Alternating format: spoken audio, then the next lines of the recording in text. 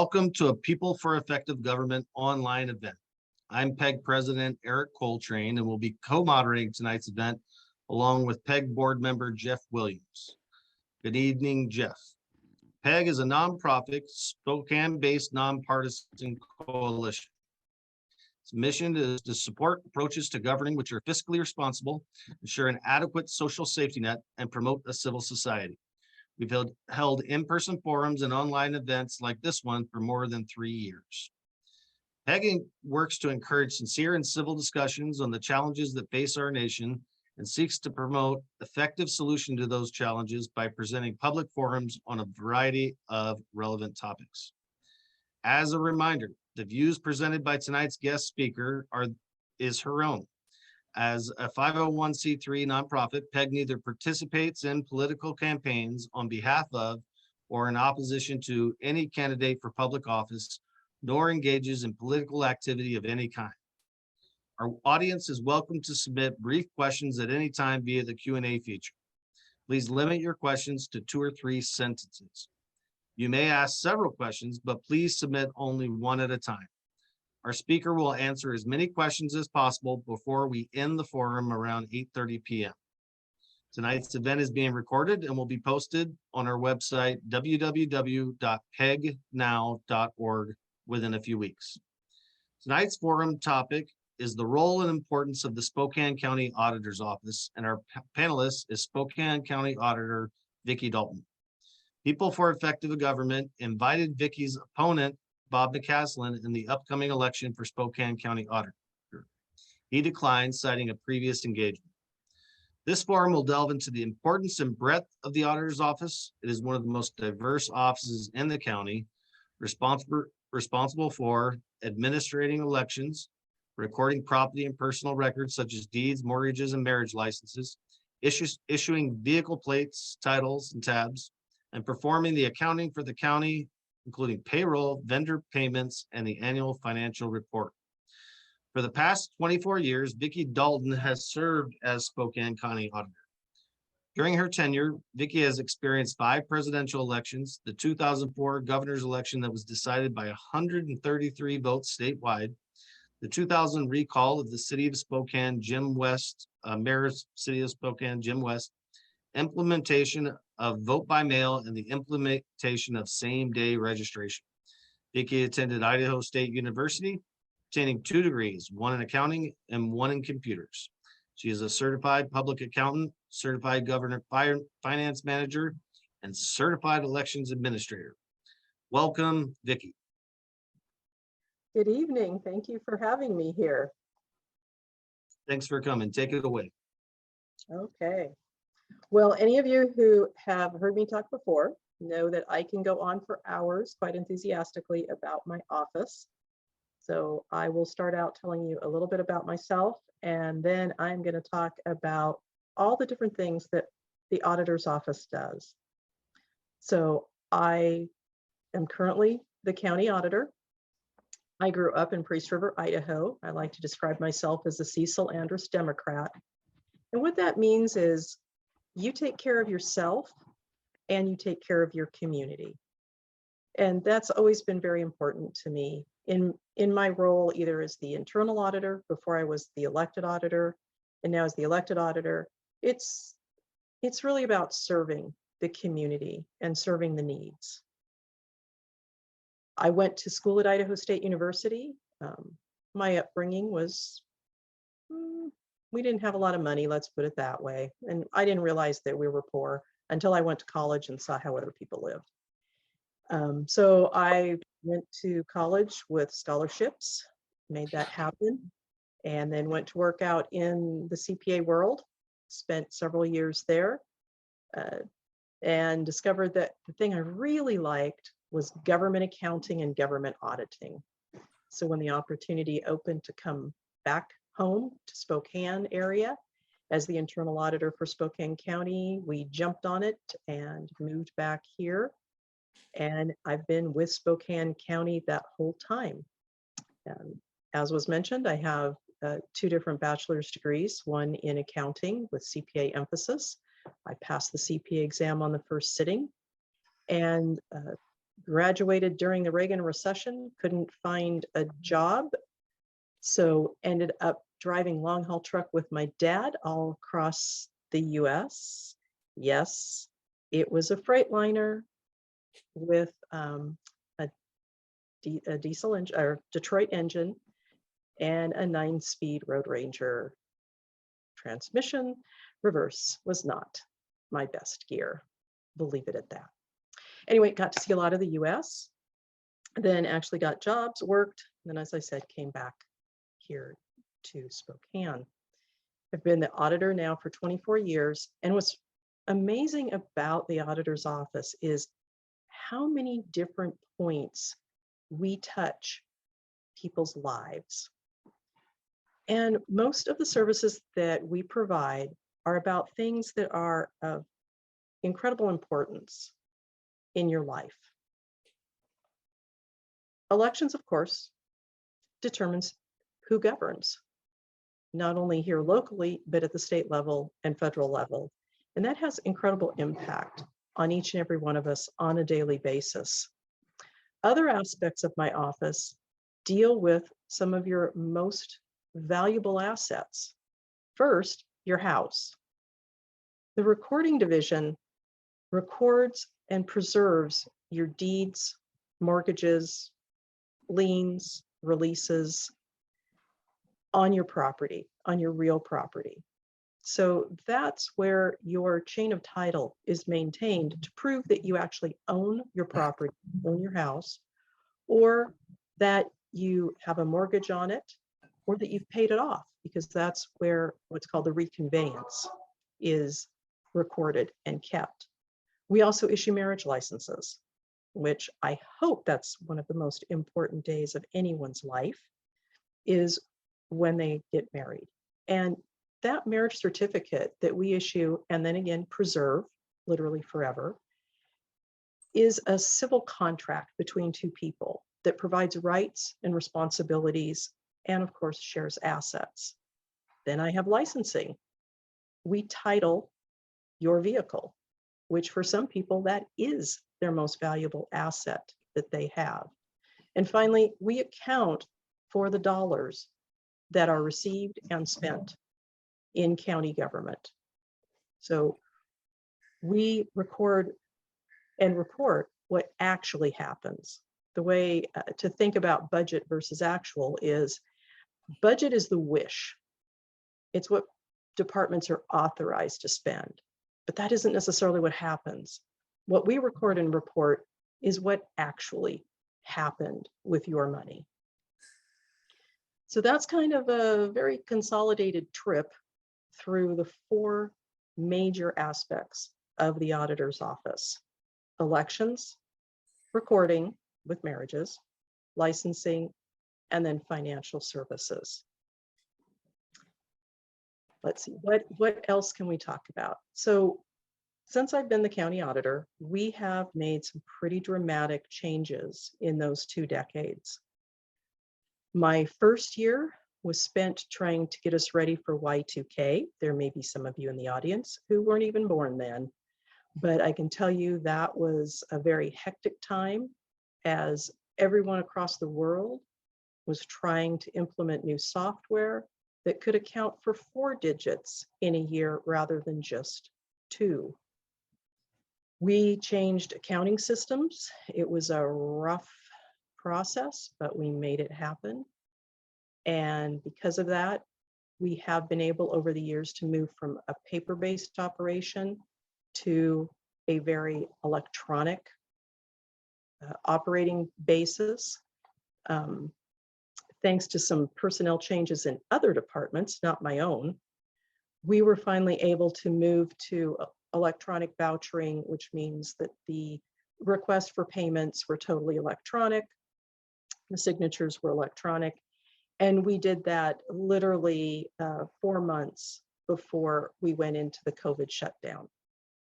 So that was really great timing on our part. And again, it wasn't because of delays in my office, it was there was personnel changes that had to happen in other departments so that we could finally get to electronic processing. In recording, We went to electronic recording back in, I believe it was 2011. And in part thanks to COVID, we're now receiving over 80% of our documents electronically, no longer on paper. So when you go to get a mortgage on your property, or you go to buy property and it's the deed will come to us through the electronic process, and literally our turnaround time is about 15 minutes. In the past, it could have been weeks in the mail before it got to us. A couple of days in my office, and then it could have been weeks before it went back out again. So that's been a lot of change, a lot of progress, a lot of improvement. And if any of you have lived through everything going on in elections, you know how much we've changed over the years. We've gone from those little punch card ballots and poll sites to fill in the oval, vote by mail, and just a lot better process for the voters and for us internally. So 2 more topics that I want to hit on real fast, and then hopefully we can go to questions, because that's always my favorite thing. You're hearing a lot in the news about the unfounded allegations being made against elections administration across the entire country, and Washington State isn't immune from this. So 2 of the things that have happened recently.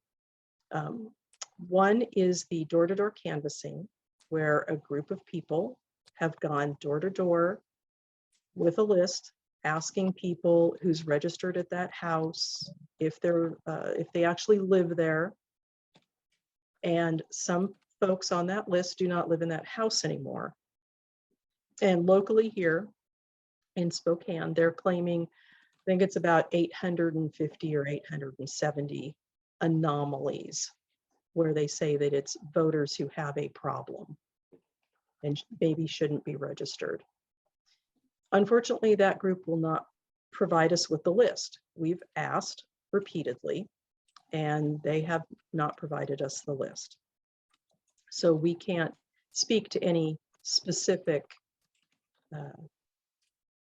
incidents that they claim are anomalies. However, we can look to King County, Thurston County, and Clark County, where those types of groups did provide the lists to those 3 counties.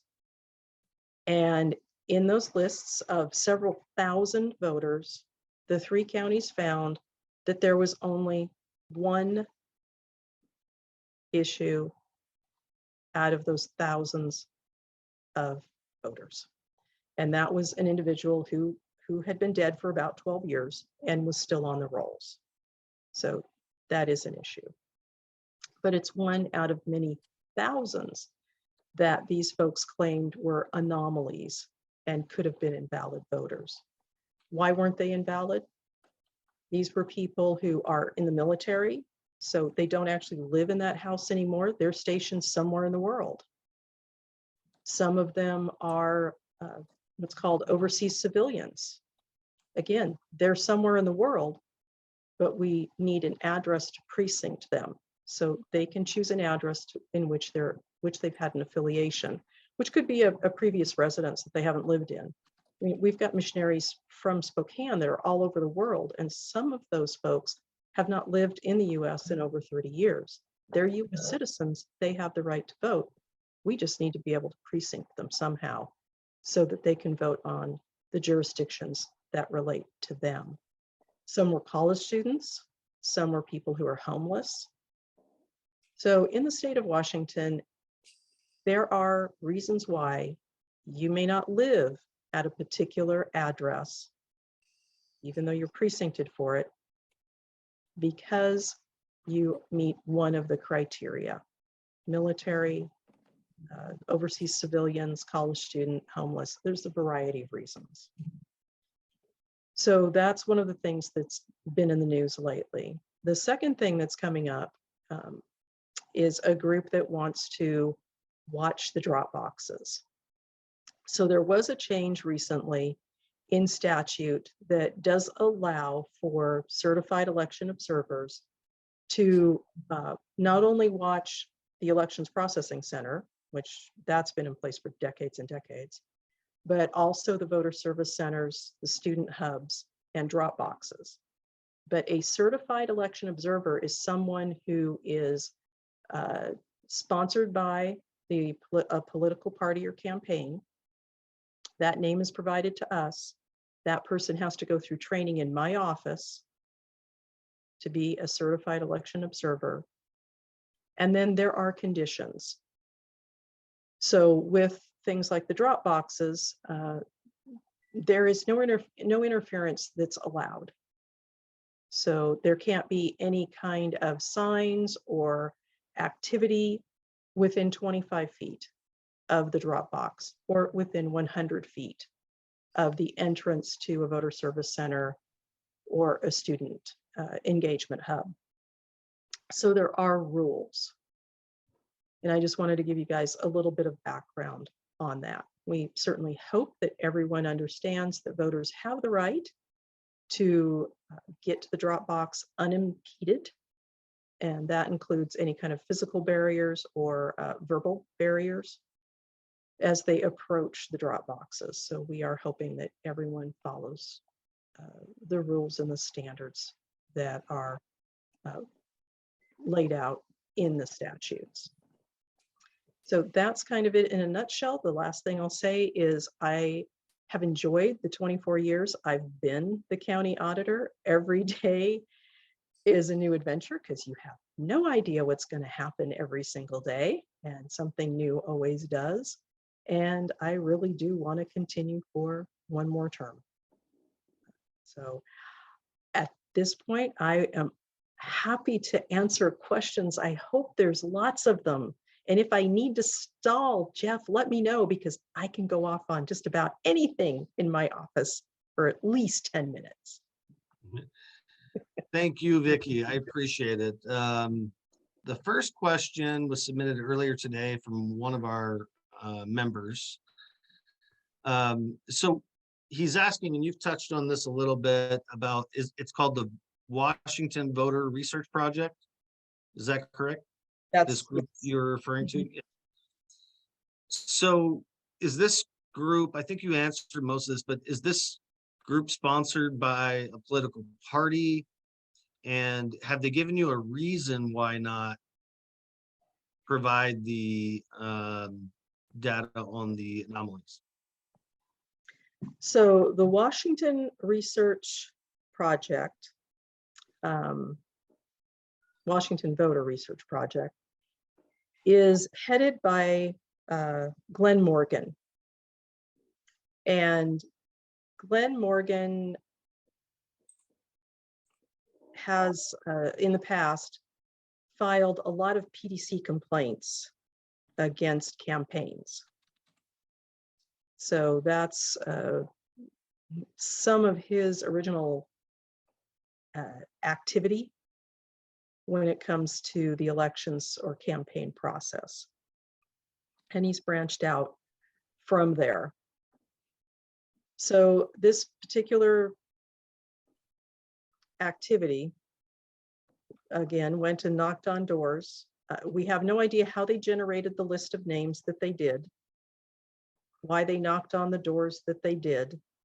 We have no idea how they came up with that list. We don't know exactly what they asked or what information they compiled or what standards they used, because they certainly didn't come to us to ask what the appropriate criteria would apply to voters for registration. And the reason that the group here has said that they're not providing us the information is they want to protect voter privacy. A reminder, voter information for name, address, gender, date of registration, birth date, and whether or not you voted, not how you voted, just whether or not you turned a ballot in that was counted, is all public information. So basically the information they're not providing to us is the information they were provided under state law under the Public Records Act. So that's all we know. Great. I have one more, and then Jeff, I'm gonna have you jump in after this one. Given that this is from one of our members, given that Washington State has demonstrated a good track record for vote integrity, what can we do to make our elections even more secure? And how can we convince doubters? How can we convince doubters? So I'll answer that backwards. How can we convince doubters? There is probably a core group of people that we will never be able to convince that our elections process is secure or safe or accurate. So what we need to do is address those people who actually can look at the facts and the information and are open-minded. And what we need to do is to continue to provide good, clear, supportable information about how the elections process actually works and what the controls are in place. So what can we do to help convince people that the process is fair and accurate? The first thing we need to do, and many of the county auditors along with myself support this, is that we need to be like many other states. And we need to verify citizenship and immigration status at driver's licensing. We're one of the few states that do not. This is probably the greatest criticism that our overall election system gets from those people who distrust the system. They're convinced that we have illegal immigrants voting in huge numbers.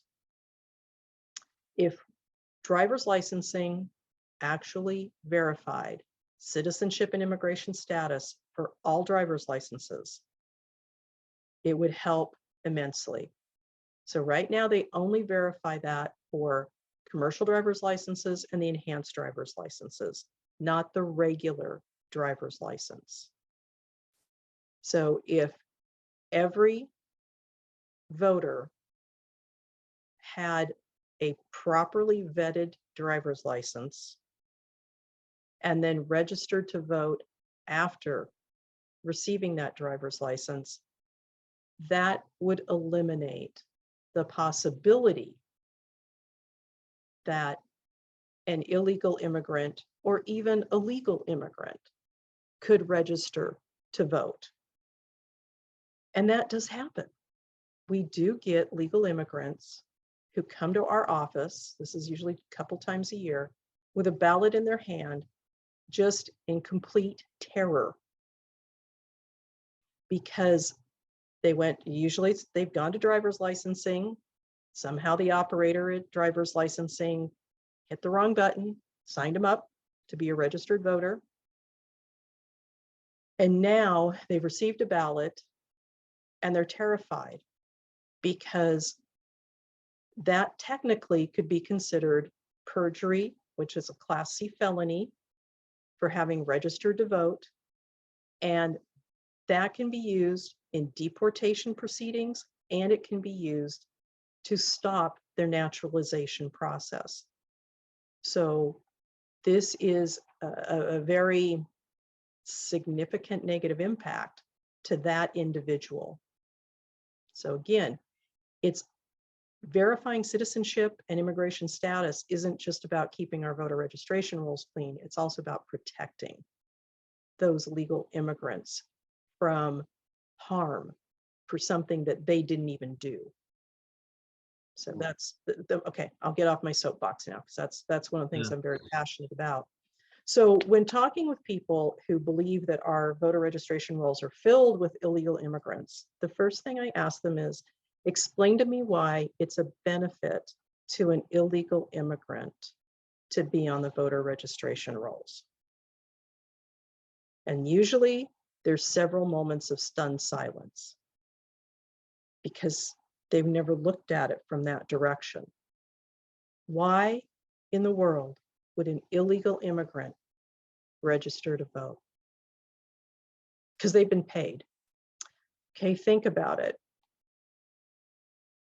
The voter information is a public record.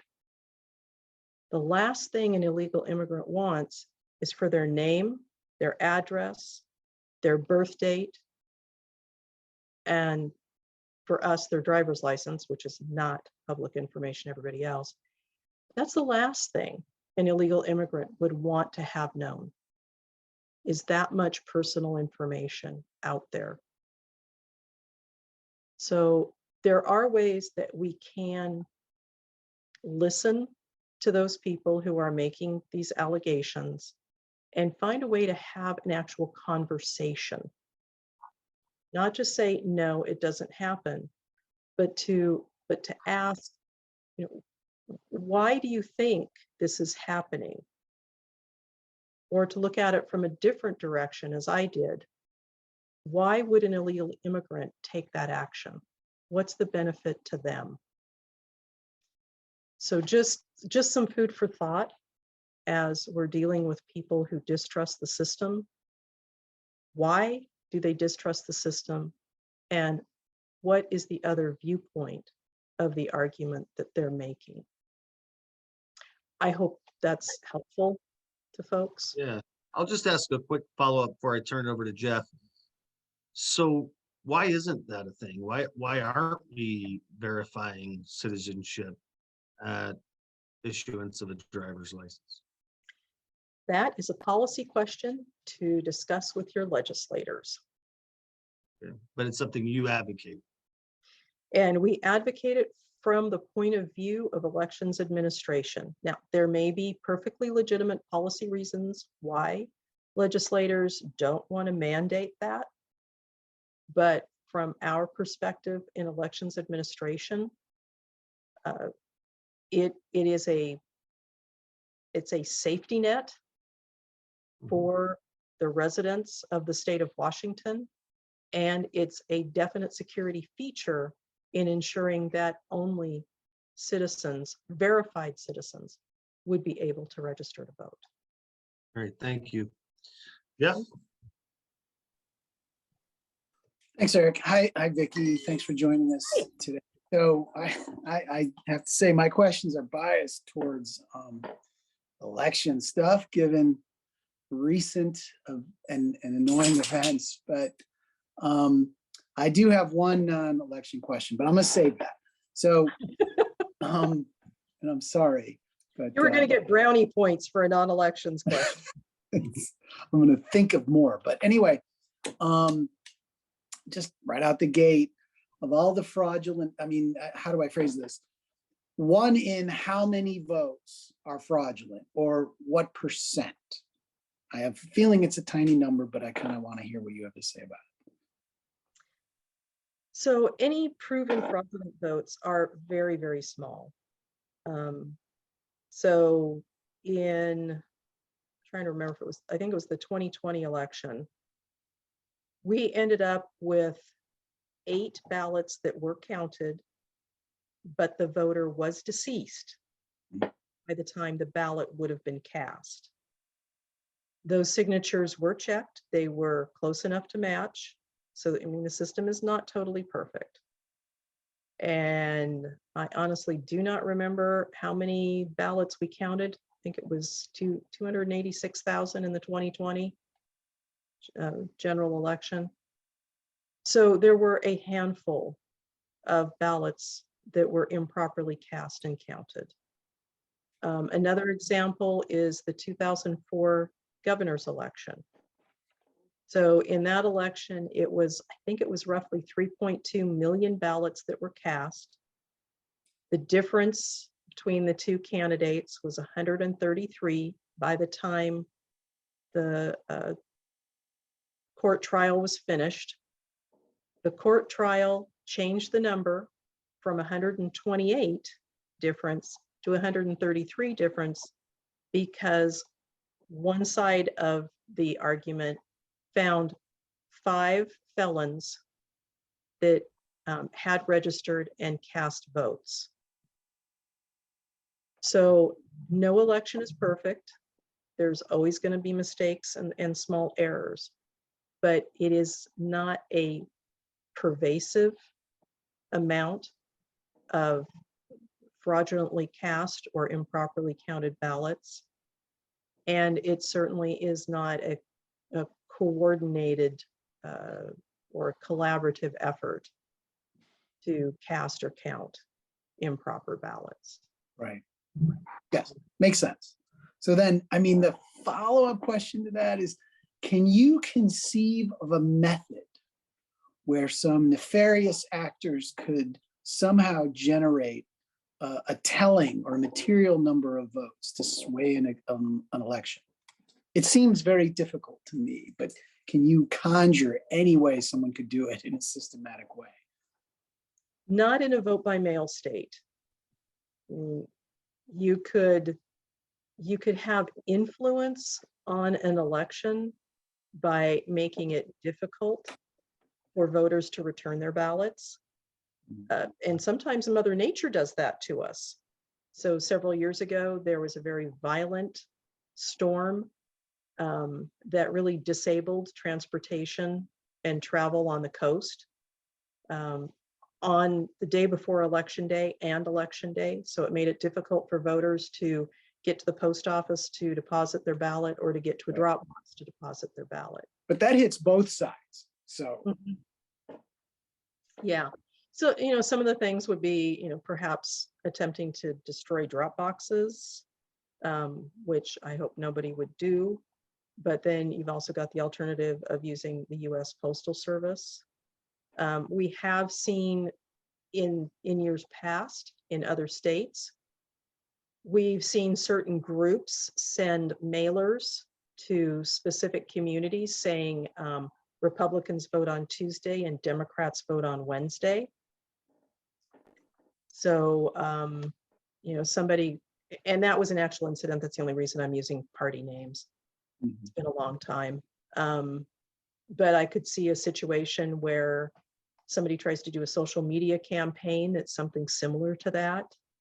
It says, you know, if you're of a certain party, then the postmark's been extended to Wednesday. right. So But within the machinery of what I guess falls under your purview, sounds fiendishly difficult, right? The machines, the counters, all that. You have roles, you have legitimate information that you validate. So essentially, within your area of control, sounds almost impossible. even if it could occur, we always have the fallback that we have paper ballots. Right. So let's talk about what we do with the machines. So when we're designing the ballot faces, we're testing those ballot faces through the machines to make sure the machines can read them. And quite frankly, I don't even remember how many precincts we have anymore. We're like over 450 precincts now. And each one of those precincts is at least one ballot face. And precincts that have splits, like one precinct may have 3 school districts in it. So that's actually 3 ballot faces, not 1. So we could have over 700 ballot faces that we have to design. Every one of those is tested through the machine. Then it's sent to the printer. Then we get our test ballots back and we run them through the machines again to make sure the machines will read them. Right. So that's step 1. Can the machines read the ballots? Step 2 is that we have a formal logic and accuracy test that occurs before Election Day, where we're taking actual ballots. It's a test deck. They're marked with specific results, and those are run through the machines to see if the machines can read them and total them up properly. Right. So that's before Election Day. After Election Day, we can do one of 2 tests. We can count specific batches and then hand count those batches to make sure that they match what the machines say. Or what we're doing now is what's called a risk limiting audit, where we take a statistical sample, we pull the physical ballot, and we compare the physical ballot to what the machine says it should be. Right. How did the machine read it? So we're testing not only what did the machine read, but did the machine read that ballot in that order? And then the ultimate is my favorite, a hand recount. I love hand recounts. My staff doesn't, but I do. And that's the ultimate test. And if you want to go onto our website and take a look, we've had something like 17 recounts since 2001, I think it is. And you'll see that those counts don't vary by much. And after we go to vote by mail, which we started in 2006, there's very little difference. Right. So, I mean, that's really interesting to hear. I kind of hoped it was that way. I work for a clinical lab and we have blood analyzers. And what you're talking about is what we call front and back end QC. You run a known number of samples. It gets the result they should provide. You run actual patient samples. You get the results. And after you run that, you run your control again to make sure the machine didn't fall out of its parameters. Sounds almost identical. So that's quite comforting. Thanks for explaining that. So Eric, back to you. Yeah, so, you know, I'm sure auditors probably watch the news. They see this stuff going on around the country. Do you have comment on any of that? When you see, I mean, because we're vote by mail, you know our system better than any. We just had an election with unprecedented numbers of paper ballots or absentee ballots. Do you understand why people are concerned? People are talking about hijacking machines in foreign countries and all sorts of different stuff. Can you speak to any of that, or can you comment on whether or not a person in Spokane voting for president or something else, a national race, should have comfort in other states' security measures? So I won't touch on anything specific because I really am not an expert in how other states run their elections, but I can talk in some generalities. So one of the things that I think has created discomfort across the nation is a very rapid change in how election systems are operated. So thanks to COVID, elections had, throughout the whole nation's elections offices had to pivot and find different ways to run their processes, ways that they were not familiar with. There were states that moved to vote by mail in just months. Think about Washington. It took us years to get to vote by mail. So I think original vote by mail passed in 2003, 2004, something like that. And the last county went off of it in 2011. So we took years to get to vote by mail, whereas some of these states literally did it in months. Now, there were a lot of folks from Washington State that were traveling all over the nation, helping these states make that turn and implement the processes, the rules, the equipment that was necessary in order to make that change happen. But change is unsettling. COVID was really unsettling. And so when you start putting all that together, people were just fearful. And one of the things that they could focus on was elections. They couldn't do much about COVID, but they could definitely form opinions and take action when it came to elections processing. So I think that's one thing. Other states, I think they needed, they just didn't have the time to do really good voter education and to make explanations that voters were comfortable with. And I think lastly, one side wins, one side loses. And we've seen this happen here in Washington State, where the side that loses doesn't want to accept the results, and they may take bits of the election to court. We saw it in the 2004 governor's race. And there are still people to this day who come up to me and are absolutely adamant that Rossi won that race. Well, he did. He won it twice, the original count and the machine recount, but ultimately in the hand recount, it was Gregoire who won. And most people accepted those results, but not all. And what we saw it come out of the 2020 election was a lot of people who didn't believe in the results and have found arguments as to why they don't want to believe in the results. I to piggyback on that. So Washington, I believe, and you can correct me if I'm wrong, but this is what my observation is, that the auditors have mostly been, they've been elected, but mostly technocrats. Would you agree with that? For lack of a better word, people that specialize in this type of thing, right? And in other states, you may have political appointees that may not have as much experience in elections and that kind of thing. Did you find Republican, Democrat, take 2004, for example, did you find Republicans and Democrat auditors or people in that community or elections people all accepted it the same way?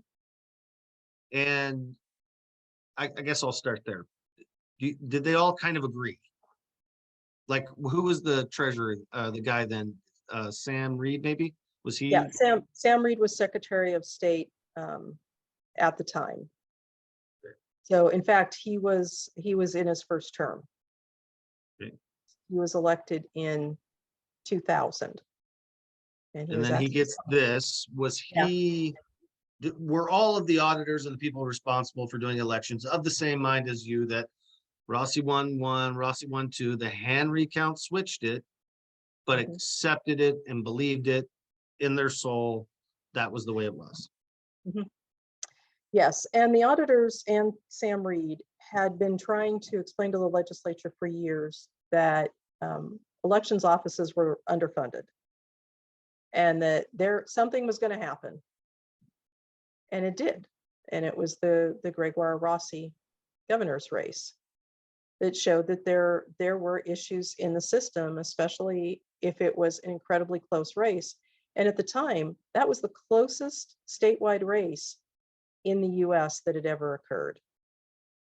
120, ultimately, from the hand recount, 128 votes out of about 3.2 million.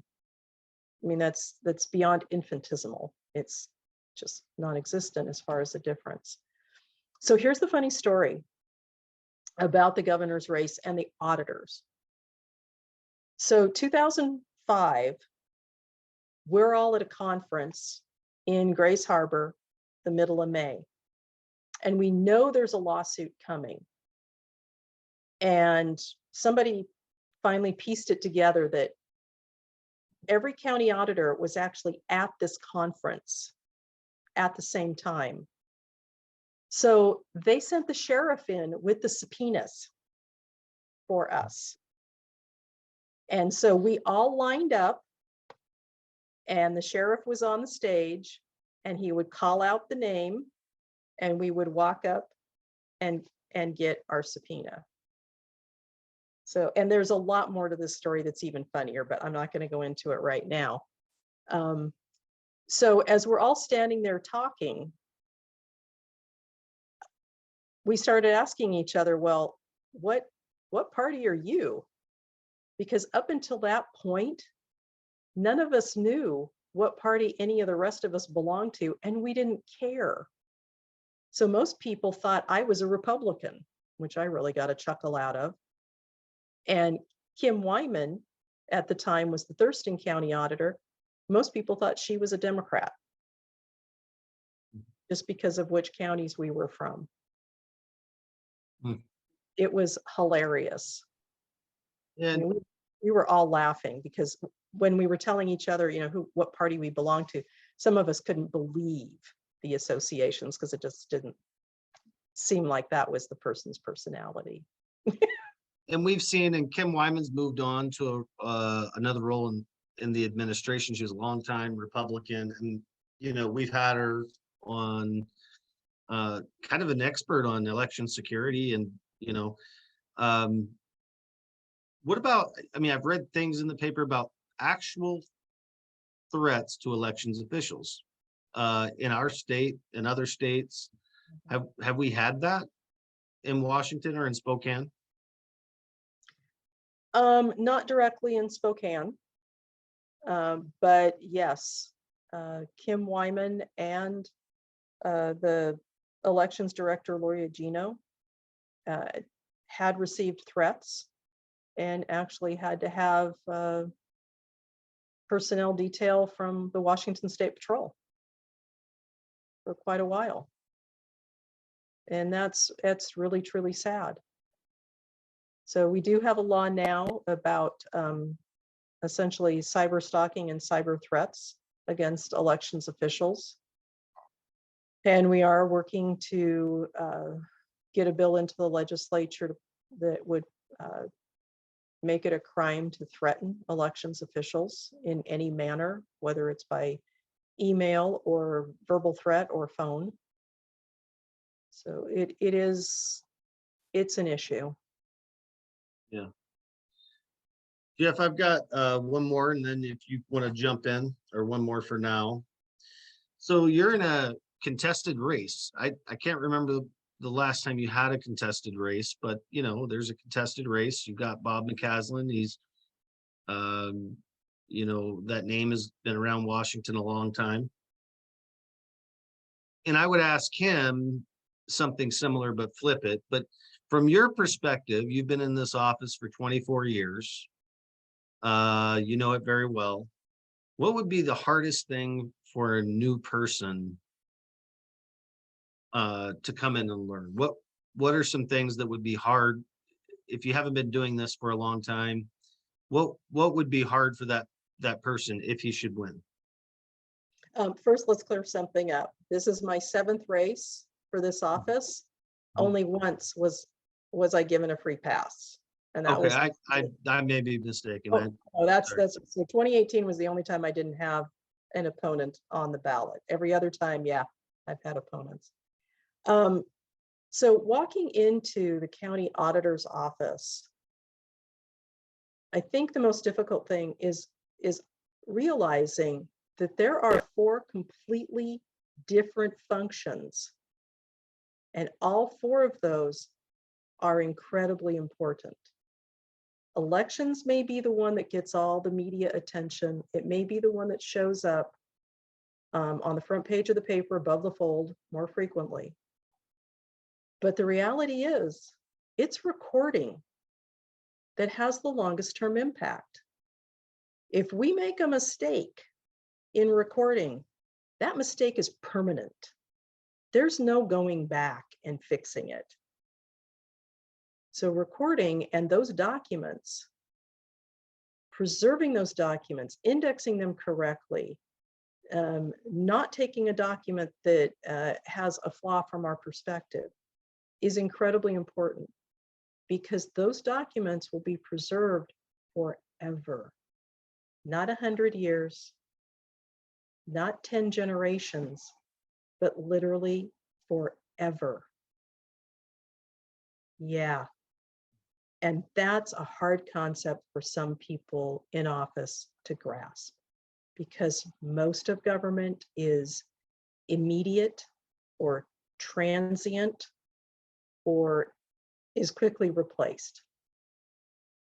So whether that's a jail sentence, I mean, even land use changes, but those documents that we record are permanent. And then one other thing that people may not understand is, as the county auditor, you don't get to say no to the news media. You don't get to run from the public. As an elected official, you have a duty to speak to the public, to provide the information to the news media when they ask. I'm have learned how to do it over the years. I can say that my first 2 years were terrifying. I learned a lot. I had good mentors. I think now I'm pretty good at it, but it was a skill I had to learn. And it is a duty of my office that I respect, because I respect the people I serve. And I think for the next person coming into this office, whoever that may be,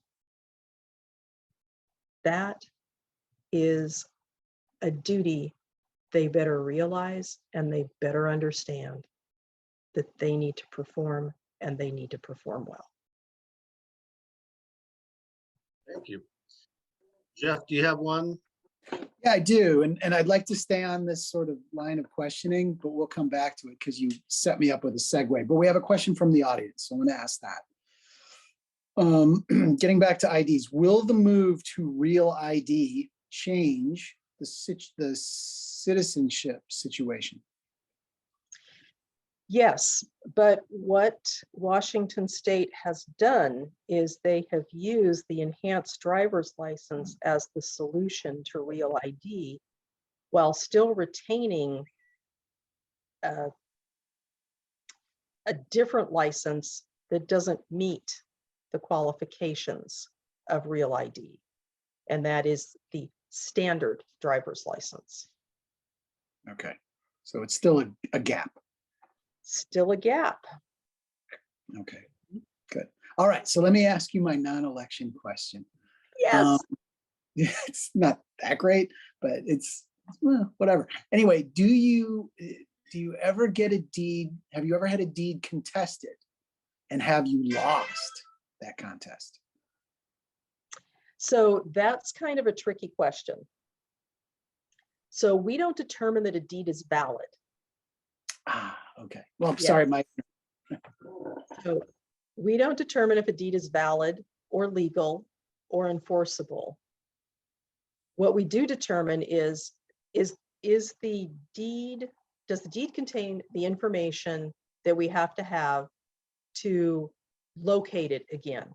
So that is the name of the buyer, the seller, the parcel number, the legal description. So that's what we're looking for, and that's what it has to have. So now we're going to get to the complications. We have been in court, and we have had to make adjustments. So we've had a situation where what's called a non-consensual lien has been filed, and we can reject it if it contains a social security number. And this was done by a certain group of people who like to harass government officials. And they had managed to bury that social security number in a way that we didn't see it. Mhm. So these were very prominent government officials. And the only way to change that is they had to take us to court. They had to have the judge do the redaction of the social security numbers. And then we were able to replace those documents. We were able to take the originals out and put the redacted documents in their place. So that was one. And then I was sued a while back for a racially restrictive covenant, which I have no authority to redact documents. I'm just a librarian. I put it on the shelf and I keep it. And so that court case went all the way to the state Supreme Court, and it was upheld that I, as the auditor, don't have the authority to redact. But in 2020, there was a bill that went through the legislature, and I and an attorney from the Title Association actually wrote the section that creates a process for the court to redact racially restrictive covenants from a document. But in this case, what we're doing is we're recording the redacted document in today's records, Mhm. and we're taking the original record out of our recorded documents, so it's no longer in the chain of title, But that document then gets handed over to the state Secretary of State archives, so that that original document is never touched, never damaged, never redacted, and it will always be available for research. So nothing is ever being destroyed. It's simply being replaced in the land records and moved to archives. Right. So you're all about integrity. I'm sorry? You're all about document integrity. Yes, it's all about the audit trail, which is why being a CPA is a great thing in this job, Right. because almost every one of my departments, it's all about the controls, it's all about the security, it's all about the integrity. Okay. Another question, kind of in this space. Now I'm from California, so I'm not familiar with Spokane and your laws, but how? Because I have a lot of thoughts about improving processes as relates to California, God knows. But what would you improve about the recording process, for example, or the getting a license plate, that process? Is there any opportunities there? Are there? So, yes, and I'm actually involved in some of those.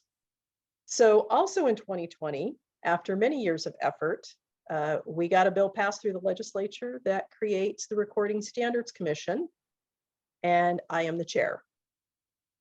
So this is a commission now that can write what's called WAC, Washington Administrative Code, that helps to interpret state law, the RCWs, the Revised Code of Washington, which is passed by the legislators. So we can now interpret words, activities in the RCWs, in the law. So we will be able to define illegible. So right now, if a document is not legible, we can reject it. There's no definition of not legible. Right. So we can define that. We have margins that are criteria for accepting or rejecting documents. Let's say a signature encroaches into the margin. Technically, we can reject that. Well, now we can write an interpretation that says what is encroachment, what is allowable to flow into a margin, so that we can go ahead and accept that document. I know this all sounds really technical, but this is important because we can be stopping a $20 million commercial transaction because a signature has flowed into the margin. Right. So, and this is just huge. We've pulled together stakeholders from associated with real property. We have the Bar Association, Washington Land Title Association, escrow, mortgage bankers. So we've brought all these stakeholders together. And I really believe in that government is a process for the community. And you need to bring together those people that are part of that process, that have a stake in that process. And that's what we're doing with the Recording Standards Commission. Yeah. Licensing, that one's a little tougher because that's, we're actually working for a state agency. So we have pretty much very little say in how they operate. But for recording, I've been the chair of the recording committee for the auditors for over 10 years now. It's my passion. It's what I love. And we are constantly trying to make it better. Right. Well, the examples you give sound like you're trying to make it more efficient and faster, which who loses by, if you're a developer, for example, by it being faster? So. Yeah, well, not just faster, but also more accurate and really more useful to everyone, the homeowner, the person who needs to go look up those records. And again, keeping in mind that we're thinking forward 500, 1,000, 2,000 years all the time. So Okay. there's going to be people using our records that far down the line. Yeah, it's hard to imagine, but I believe you. All right, Eric, back to you. You have a couple, you touched on this, but I figured I'd ask it in the way he presented it. You may have already answered it, or you could reiterate quickly. But he says, what's the status of efforts to remove discriminatory covenants from property records? So again, there's a couple of different things that a homeowner can do. So the fast and easy is to just record what's called a modification. And that was approved back in, oh boy, I can't remember if it was 2016 or 2017. So there's a process where the homeowner can just fill out a document that says in their chain of title, in this particular document, there is an invalid, unenforceable covenant, and record that. It doesn't change any document at all, but it just puts anyone on notice that there is an offensive covenant somewhere in the chain of title. So that's one thing. The second thing is the court process.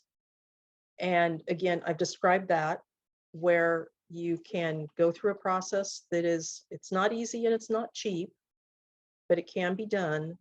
And it actually does remove that record with the offensive language out of the chain of title permanently. Where I think we may be the only state right now that has an authorization in law to do that. So Washington is very unusual. Good deal. You know, you were talking earlier about being accountable or available to answer questions for citizens, and I can tell you from personal experience that's happened, because I know I've asked you about ranked choice voting 4 or 5 times by now. So ranked choice voting in October 2022, when I first mentioned it to you, you were, I characterize it as not super warm to it, but it seems like more warm to it. I think your concerns were implementation, process, confusion, stuff like that. Where do you stand on that now? Not that you can make it happen, and I'm not sure how far along it is in Washington, but I get asked more and more about it because it's growing. You see prominent races. There was just one in Alaska that made some headlines. It seems to be growing. I don't, you can comment on that, but ranked choice voting. So ranked choice voting, I can say that several years ago, I was adamantly opposed. And you can put that all in capital letters. I'm not sure that I've warmed to it as much as I can see the train coming down the tracks.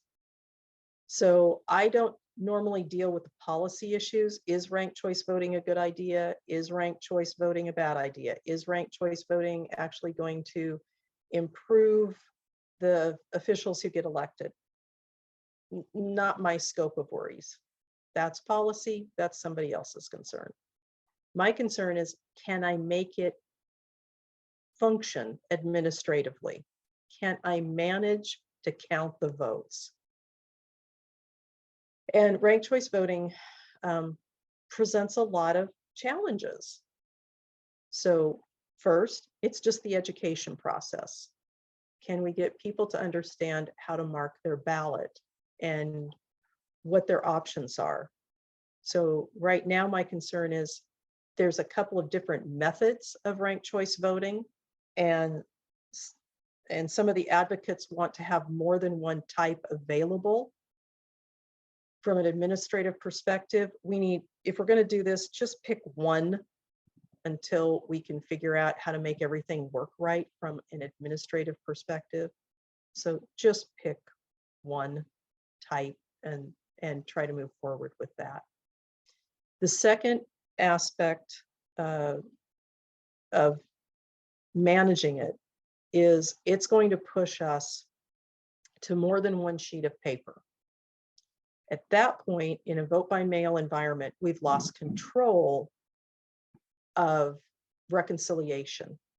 So right now, we get one envelope in, we should have one ballot. That's it. One to 1. So if I get 300 pieces of mail in that day, I should expect to have 300 ballots in that day's mail. If I have multiple ballot cards, I could have one envelope with 2 cards in it. I could have one envelope with 1 card in it. So how am I going to reconcile that? I received 300 envelopes. Theoretically, if the voters did everything right, I should have 600 ballot cards if I have 2 ballot cards per voter. It's not going to happen. I'm going to have 300 envelopes. I'm going to have between 300 and 600 ballots, any number in between. How do I reconcile?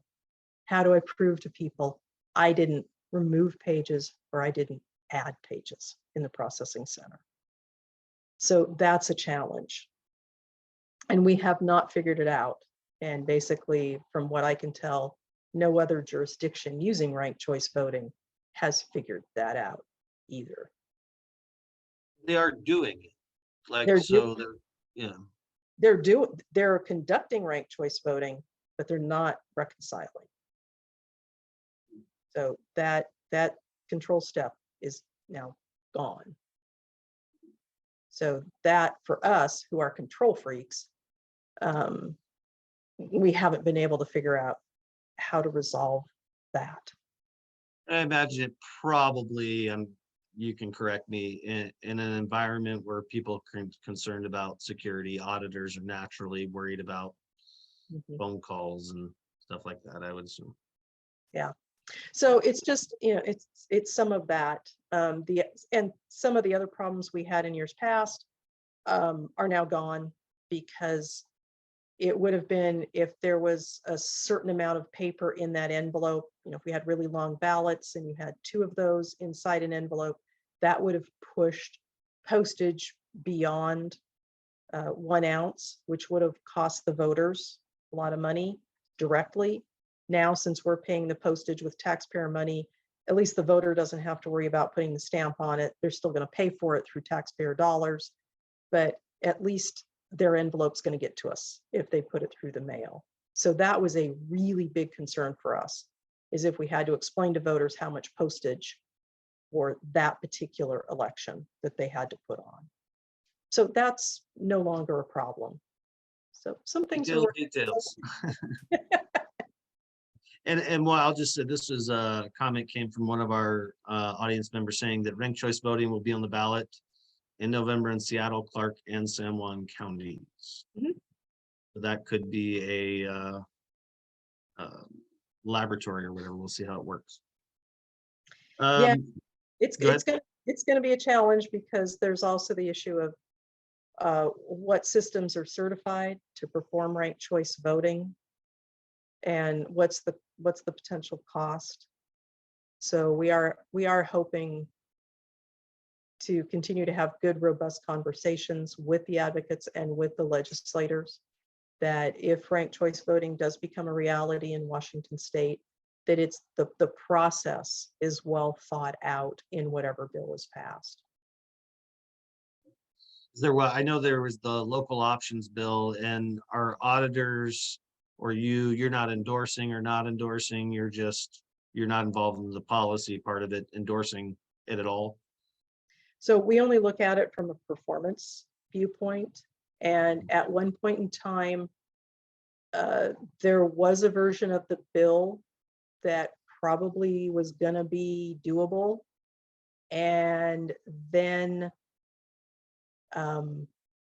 one of the advocacy groups added additional types of ranked choice voting instead of leaving it at just one type of ranked choice voting.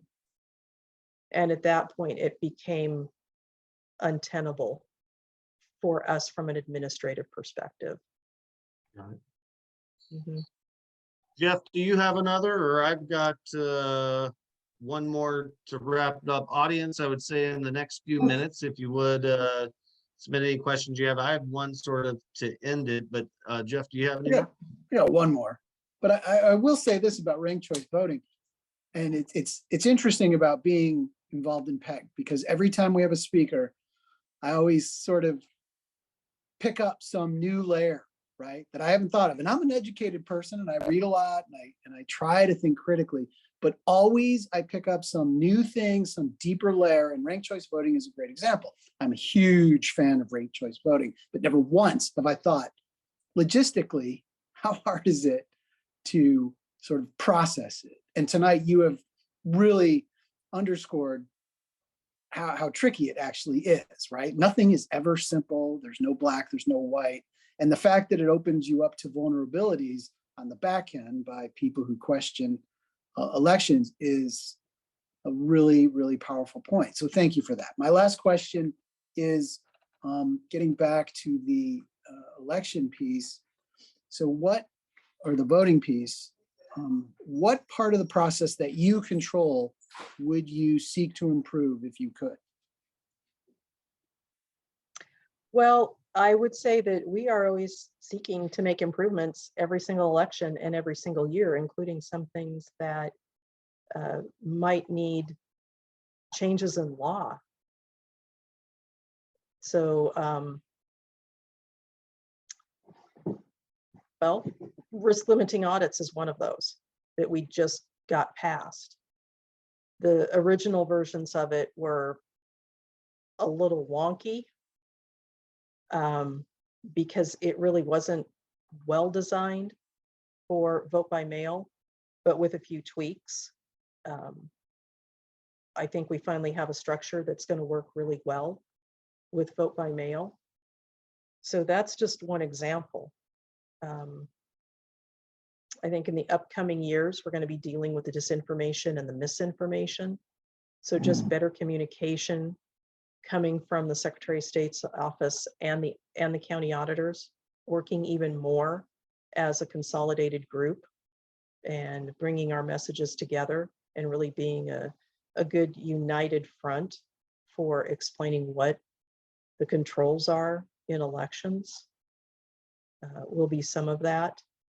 I'm trying to think of things for the future real fast, but I mean, we got the Bright Line bill passed. So thanks to ACLU for felons voting. Doesn't matter what you think of it as a policy situation, but it makes it very clear that if you're convicted of a felony and you're incarcerated, you can't register to vote. But if you have a felony conviction and you're no longer incarcerated, you can vote. Simple, very simple, very easy to understand. You don't have to worry about whether you're on probation or whether you're all paid up on your financial obligations, which getting those statuses can be very difficult. So something very clear, very, very clean. So for the future, I do think that probably the number one issue is going to be ranked choice voting and how to develop a process that is going to work from an administrative perspective. Okay, thank you. I don't have any more questions, but thank you, Vicki. It's a pleasure. Back to you, Eric. Yeah, Vicki, I've got one more and it's more personal to you. And since you're an elected official, I get to ask you. So retirement, and I'm not pushing you to it. I'm not, pushing you out the door or anything. I'm just saying it's retirement. You're here. How long is the term for Spokane County Auditor? I should know that. 4 years. 4 years. Okay. Do you plan to serve the whole term? I certainly hope to serve the whole term. Who knows what health will do. Right now I'm healthy. Right. But You sound like you love the job. Yeah. I It's open it all the way through the 4 years. We'll see if any of us survive the 2024 election. Yeah. And so if something did happen to you, midterm or something like that, are you confident we have people in the pipeline, or I assume that would be an appointment, somebody would appoint a replacement? Do we have people in the pipeline that really know this stuff like you appear to, that have the technocrats, the know-how, that kind of thing? So the process would be, because I'm running as a Democrat, The Spokane County Democratic Central Committee would put forth 3 names, and the Board of County Commissioners, which there will be 5 of them after the beginning of the year, would make the selection from that list of 3. And if they can't agree, then the selection goes to the governor, whoever that would be at the time. Is there someone in the pipeline that I know of who could step in and take this office? No. I have great staff. They love doing their jobs. And not a one of them is interested in being the elected official because they know how tough this job is. They love the work they do. They don't love the work I do as the elected, because it's a big It's difference. kind of concerning. It's kind of concerning. Does it have to be somebody from Spokane? What does the statute say? Yeah, so you have to be a registered voter in Spokane County to be the auditor. And so that will be a priority in my next term, is finding people who are capable, competent, and enthusiastic about this position. It's a tough job. And I've talked to people about it, and pretty much every single one has said it's too much work. So it's gonna Thank you be for your candid remarks on that. It's something to check in on. And thanks, Vicky, for always. Vicky, I don't think you've ever turned down an invitation that we've sent. We appreciate your service to the community. And well, we don't take any, we're not certainly not endorsing you or anything like that. But we appreciate your time as always to PEG. So in closing, PEG is a small grassroots organization working with very shallow pockets. If you're finding these events helpful, please join us as a member or make a donation to PEG. I'm sorry, my dog's whining in the background. We are a nonprofit relying on membership dues and donations to cover costs. Please visit our website at www.pegnow.org. On behalf of the PEG board and membership, we wish to extend our gratitude to Vicky Dalton again, who's again joined us on a number of different topics over the years. Thank you also to the audience. You're the reason we do this work. A video of the event evenings forum will be posted on PEG's website in a couple of weeks. Please mark your calendars. Or better yet, I think it's November 4th. Gosh, I'm sorry, I don't have that right. We have another climate change forum coming up in November. It's early November, and I really do apologize. I don't have that date handy right now. But it's going to be a really, really informative event. Spread the word, and thanks all for attending. Thank you. Thanks, Vicki.